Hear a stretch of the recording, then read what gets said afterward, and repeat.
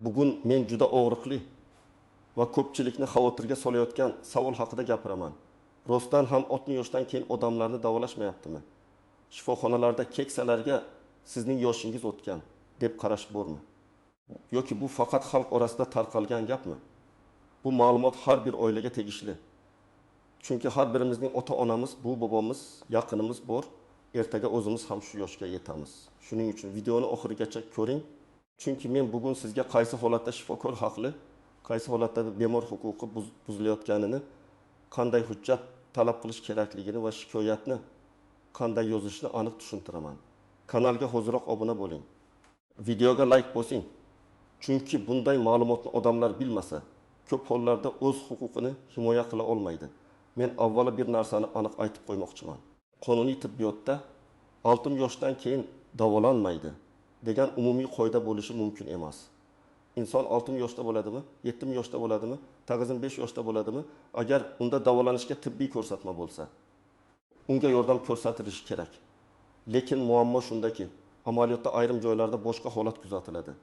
Keksalar navbatda ko'p kutadi, tekshiruvga kech yuboriladi. Operatsiya masalasida xavf yuqori deb tezda rad javobi beriladi. Ayrim dorilar yoki muolajalar baribir foydasi kam degan bahona bilan tavsiya qilinmaydi. Oldin odamlar bunday vaziyatda ko'pincha jim qolardi. Shifokor aytdimi? Demak shunday ekan deb uyga qaytardi. Hozir esa odamlar ko'proq savol bera boshladi. Internet bor, ijtimoiy tarmoqlar bor, huquqiy savodxonlik oshyapti. Shuning uchun maxfiy buyruq bormi? Keksalarni davolamanglar degan ko'rsatma bormi? Nega onamni kasalxonaga yotqizishmadi degan savollar ko'paydi. Men ekspert sifatida bu savollarga hissiyot bilan emas, dalil tartib va amaliy yo'l bilan javob beraman. Asl o'zgarish nimada? Tibbiyot tizimida resurslar cheklangan, joy cheklangan. Shifokor va apparatlar soni cheklangan. Ayrim qimmat dori va operatsiyalar uchun kvota bo'ladi. Shu sababli shifokorlar bemorni baholaganda yoshni ham hisobga olishi mumkin. Lekin bu juda muhim nuqta. Yoshning o'zi rad etish uchun sabab emas. Yosh faqat umumiy holat, yurak, buyrak, jigar, qon bosimi, qandli diabet. Insultdan keyingi holat, narkoz xavfi kabi omillar bilan birga baholanadi. 62 yoshli odam sport bilan shug'ullanadigan, yuragi yaxshi, bosimi nazoratda bo'lishi mumkin. 45 yoshli odam esa og'ir yurak yetishmovchiligi bilan operatsiyani ko'tara olmasligi mumkin. Demak, qaror pasportdagi yilga qarab emas, real tibbiy holatga qarab chiqarilishi kerak. Men eng ko'p uchraydigan vaziyatni olay. 67 yoshli ayolning tizzasi qattiq og'riyapti. Yurishi qiyinlashgan, rentgen yoki MRTda bo'g'im yemirilgani ko'rinadi. U poliklinikaga boradi, shifokor yoshingiz katta, operatsiya qiyin, dorilar ichib yuring deydi. Bu yerda savol tug'iladi. Shifokor to'g'ri qildimi yoki yo'qmi? Agar ayolning yuragi juda zaif, narkoz ko'tara olmaydi, qoni suyulgan, qandli diabet nazoratda emas, infeksiya bor bo'lsa, operatsiyani vaqtincha kechiktirish mumkin. Lekin shifokor buni og'zaki yoshingiz katta deb emas, tekshiruvlar asosida tushuntirishi kerak. Masalan, EKG, kardiolog xulosasi, qon tahlillari, terapevt ko'rigi, anesteziolog bahosi bo'lishi kerak. Agar bularsiz rad etilsa, bemor ikkinchi fikr olishga va yozma xulosa talab qilishga haqli. Ikkinchi misol. 7 yoshli erkakda yurak tomirlari toraygan, nafas qisadi, ko'krak og'riydi. Unga stent qo'yish kerak bo'lishi mumkin. Lekin unga siz yetimidan o'tibsiz, endi dori ichib yuring deyishadi. Men bunday holatda har doim shuni aytaman. Agar bemorda stentga ko'rsatma bo'lsa, yoshning o'zi to'siq bo'lmasligi kerak. Albatta buyrak ishlashi, qon yuvishi, insult xavfi umumiy ahvoli baholanadi. Lekin dunyo amaliyotida 75, hatto 80 yoshli bemorlarga ham stent qo'yiladi. Agar foyda xavfdan yuqori bo'lsa, shuning uchun bemor menga nima uchun invaziv muolaja tavsiya qilinmayapti? Xavf nimada? Alternativ usul nima deb so'rash kerak. 3-misol. 11 yoshli ayolda onkologik kasallik aniqlangan. Qarindoshlari qo'rqib endi davolashmaydi, yoshdan o'tgan ekan deb o'ylaydi. Bu juda xavfli tushuncha. Saraton kasalligida ham qaror faqat yoshga qarab qilinmaydi. Kasallik bosqichi, o'smaning turi, metastaz bor yo'qligi, bemorning umumiy holati, qon tahlillari, yurak va buyrak faoliyati hisobga olinadi. Ba'zan 65 yoshli bemor kimyoterapiyani yaxshi ko'taradi. Ba'zan esa yoshroq bemorga ham yengilroq sxema tanlanadi. Muhimi, bemor onkologik konsiliumdan o'tishi, yozma tashxis va davolash rejasi olish kerak. Agar hech narsa qilib bo'lmaydi deyishsa, Bu gap qog'ozda qanday yozilganini ko'rish kerak. Chunki og'zaki gap bilan huquq himoya qilib bo'lmaydi. Kimlar xavotir olishi kerak? Menimcha eng ko'p xavotir olishi kerak bo'lganlar. Surunkali kasalligi bor keksalar, yotib qolgan bemorlar, yolg'iz yashaydigan pensionerlar, hujjat yuritishni bilmaydigan oilalar, shifoxonada tanishi yo'q deb o'zini ojiz sezadigan odamlar. Chunki amaliyotda aynan shunday odamlarning huquqi ko'proq buziladi. Masalan, bemorning farzandlari chet elda bo'lsa, o'zi esa poliklinikaga yolg'iz bo'lsa, unga ko'pincha kamroq tushuntirish beriladi. U savol bermasa, shifokor ham batafsil izoh bermasligi mumkin. Bu har doim yomon niyat degani emas, lekin natijada bemor zarar ko'radi. Kimlar ortiqcha vahimaga tushmasligi kerak. Agar shifokor sizga hozir operatsiya qilmaymiz, avval bosimni tushiramiz, qonni nazorat qilamiz, yurakni tekshirtiramiz desa, bu davolamaslik emas. Bu xavfsizlik chorasi bo'lishi mumkin. Masalan, qon miqdori juda yuqori bo'lsa, jarrohlikdan keyin yara bitishi yomonlashadi. Qon bosimi 200 ga chiqib turgan odamga narkoz berish xavfli. Hemoglobin juda past bo'lsa, avval kamqonlikni tuzatish kerak. Demak, har bir kechiktirishni ham diskriminatsiya deb tushunmaslik kerak. Farqi shundaki, shifokor aniq sabab, reja va keyingi qadamni aytish kerak. Qaysi tahlil, qaysi mutaxassis, qancha muddatdan keyin qayta ko'rik. Men ko'p oilalarda bitta xatoni ko'raman, ular shifokordan xafa bo'ladi. Lekin hech narsa yozib olmaydi. Bizga shunday deyishadi. Kim dedi? Qachon dedi? Qaysi xonada dedi? Tashxis nima? Rad javobi qayerda yozilgan? Hujjat yo'q. Bunday holatda keyin shikoyat qilish juda qiyin bo'ladi. Shuning uchun men har doim maslahat beraman. Har bir tashrifdan keyin yozma xulosa oling. Poliklinika kartasi yozuv bo'lsin. Kasalxonaga yotqizish rad etilsa, rad etish sababi yozma shaklda bo'lsin. Tez yordam kelgan bo'lsa, chaqiruv varaqasi yoki elektron qayd bo'lsin. Bemorning huquqi qog'oz bilan himoya qilinadi. Endi eng nozik joyga o'tamiz. Tibbiyotda davolash mumkin emas degan holatlar bor. Lekin bu yosh katta. Shuning uchun kerak emas degani emas. Masalan, bemorning kasalligi juda kech bosqichda aniqlangan bo'lishi mumkin. Organizm og'ir muolajani ko'tara olmaydi. Operatsiya qilingan taqdirda ham hayot sifati yaxshilanmasligi, aksincha azob ko'payishi mumkin. Bunday holatda shifokor palliativ yordam og'riqni kamaytirish, uy sharoitida parvarish, simptomlarni yengillashtirish yo'lini tanlashi mumkin. Bu ham davolashning bir turi. Chunki tibbiyot faqat operatsiya yoki kuchli dori emas. Bemorning azobini kamaytirish ham tibbiy yordamdir. Lekin ayrim joylarda palliativ yordam bahona qilib, bemorni umuman tashlab qo'yish holati uchraydi. Masalan, baribir tuzalmaydi deb og'riq qoldiruvchi dori to'g'ri berilmaydi. Yotoq yaralari oldini olish tushuntirilmaydi. Nafas qisishini yengillashtirish bo'yicha tavsiya berilmaydi. Bu noto'g'ri. Agar kasallik to'liq davolanmasa ham, bemor og'riqsiz yashashga, parvarish olishga, hurmat bilan muomala ko'rishga haqli. Ayniqsa onkologiya, insultdan keyingi holatlar, og'ir yurak yetishmovchiligi, demensiya, Parkinson kasalligi kabi vaziyatlarda oila yolg'iz qolmasligi kerak. Yana bir tuzoq, kvota yo'q degan javob. Ha, ayrim operatsiyalar va qimmat muolajalar kvota asosida bo'lishi mumkin.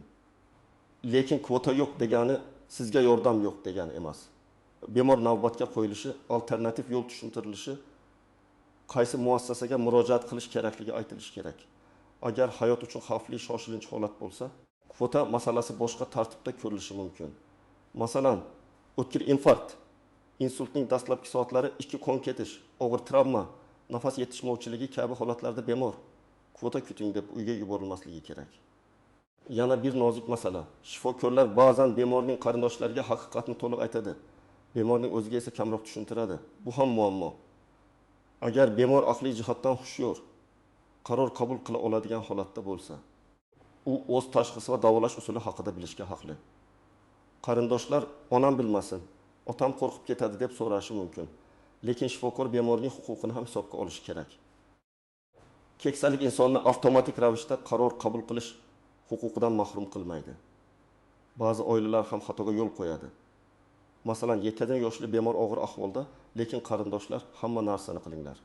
Qanday bo'lsa ham operatsiya qilinglar deb turib oladi.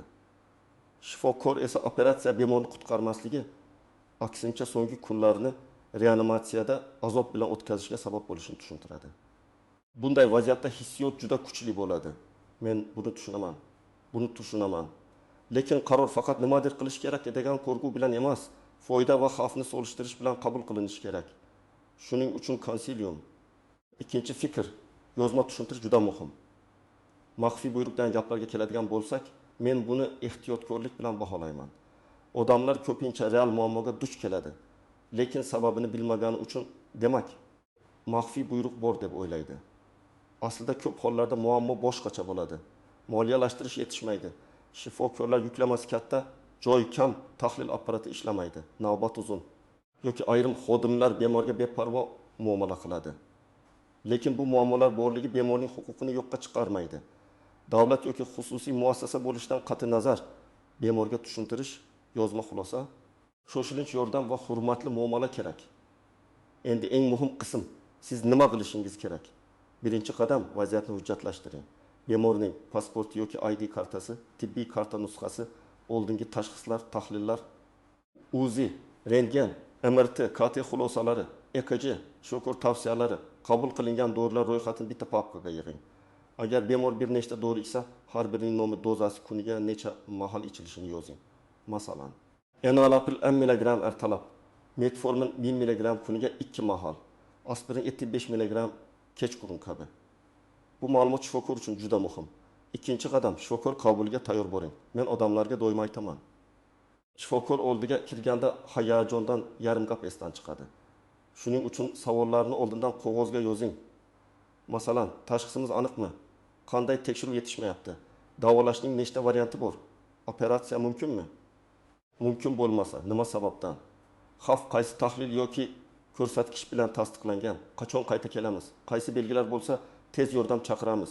Shu savollarni bersangiz, suhbat ancha aniq bo'ladi. Uchinchi qadam. Og'zaki rad javobiga rozi bo'lib ketmang.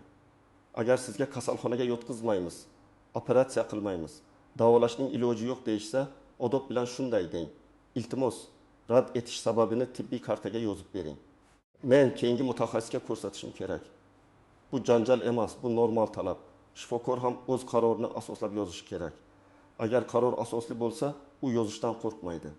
Agar qaror shunchaki beparvolik bilan aytilgan bo'lsa, yozma talabdan keyin munosabat o'zgarishi mumkin. 4-qadam, ikkinchi fikr oling. Ayniqsa operatsiya, onkologiya, yurak muolajalari, insultdan keyingi reabilitatsiya. Bu yurak yetishmovchiligi, qimmat dorilar masalasida bitta shifokor fikri bilan cheklanib qolmang. Boshqa mutaxassisga boring, viloyat yoki respublika darajasidagi markazga murojaat qiling. Imkon bo'lsa, xususiy klinikadan maslahat oling. Lekin ikkinchi fikrga borganingizda barcha tahlillarni olib boring. Aks holda yangi shifokor ham boshidan tekshirishga majbur bo'ladi. 5-qadam, shikoyatni to'g'ri yozing. Shikoyatda hissiyot bo'lishi tabiiy, lekin mat aniq bo'lishi kerak. Kim murojaat qilyapti? Bemor kim? Qachon qaysi muassasaga borgan? Qaysi shifokor ko'rgan? Nima deyilgan? Qaysi yordam ko'rsatilmagan? Siz nimani so'rayapsiz? Masalan, onam 6 yoshda falon sanada falon shifoxonaga murojaat qildi. Ko'krak og'rig'i va nafas qisishi bor edi.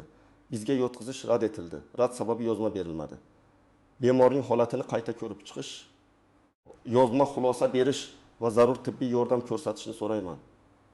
Mana shunday aniq yozilgan shikoyat ko'proq natija beradi. 6-qadam, shoshilinch holatlarni ajratib oling. Agar keksa odamda ko'krakda bosuvchi og'riq, nafas yetishmasligi, yuz yoki qo'l oyoqning bir tomoni ishlamasligi, nutq buzilishi, hushdan ketish, qora najas, qon qusish, keskin bosh og'rig'i, qon juda tushib ketishi yoki juda oshib ketishi, bosim juda yuqori bo'lib bosh aylanishi bo'lsa, uyda kutmang, tez yordam chaqiring. Shoshilinch holatda ertalab poliklinikaga boramiz deb vaqt yo'qotish juda xavfli, ayniqsa insultda birinchi soatlar hal qiluvchi bo'lishi mumkin. 7-qadam, muomalada qat'iy, lekin hurmatli bo'ling. Men tushunaman, yaqin insoningiz og'riyotganda jahlingiz chiqadi. Lekin baqiriq, haqorat, tahdid ko'pincha vaziyatni yomonlashtiradi. Eng kuchli usul bu hujjat, aniq savol va yozma javob talab qilishdir. Sizlar davolamayapsizlar deyishdan ko'ra, qaysi tibbiy ko'rsatkich asosida yotqizish rad etildi, iltimos kartaga yozib bering deyish samaraliroq. 8-qadam. Bemorning o'zini tinglang. Ba'zan qarindoshlar bemor nomidan hamma narsani hal qiladi, lekin bemorning o'zi nimani xohlashini so'ramaydi. 70 yoshli odam ham o'z hayoti haqida qaror qabul qilishga haqli. u operatsiyaga rozi bo'lishi yoki rad etishi mumkin. Og'ir kimyoterapiyadan ko'ra yengilroq davolashni tanlashi mumkin. Shifokor va oila uning fikrini hurmat qilishi kerak. Men yana bir amaliy maslahat beraman. Uyda tibbiy papka oching.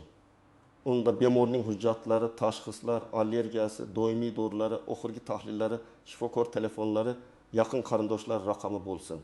Tez yordam kelganda yoki shifoxonaga borganda bu papka ko'p vaqtni tejaydi. Masalan, bemor qaysi doriga allergiyasi borligini ayta olmasa papkada yozilgan bo'ladi. Qon suyultiruvchi dori ichadimi? Yurak stimulyatori bormi? Qandli diabeti bormi? Bularning hammasi qaror qabul qilishda muhim. Bugungi mavzuning eng asosiy xulosasi shuki, 6 yoshdan keyin davolashmaydi degan umumiy qoida yo'q va bunday yondashuv adolatli ham. Tibbiy jihatdan to'g'ri ham emas. Lekin yosh bilan bog'liq xavflar bor. Shifokor ularni baholashi kerak. Farq shunda. Bemorning yoshiga qarab chetga surish mumkin emas, lekin uning umumiy holatini hisobga olib xavfsiz davolash rejasini tanlash kerak. Agar sizga yoki yaqinlaringizga yoshingiz katta deb davolashni rad qilishsa, jim ketmang. Yozma xulosa so'rang, tahlillarni yig'ing, ikkinchi fikr oling, zarur bo'lsa shikoyat yozing. Eng muhimi, har bir gap hujjatda aks etsin. Shunda siz hissiyot bilan emas, dalil bilan harakat qilasiz. Sizning oilangizda shunday holat bo'lganmi? Keksalarga tibbiyot muassasalarida qanday muomala qilishyapti? Davolashda muammo ko'rganmisiz? Fikringizni izohlarda yozing. Chunki ommaviy shikoyatlar bejiz paydo bo'lmaydi va muammoni yashirish emas, to'g'ri ko'tarish kerak. Videoga like bosing, kanalga obuna bo'ling va bu videoni ota-onasi, buvisi, bobosi bor yaqinlaringizga yuboring. Bu ma'lumot bugun sizga kerak bo'lmasligi mumkin, lekin ertaga bir insonning hayotini saqlab qolishi mumkin.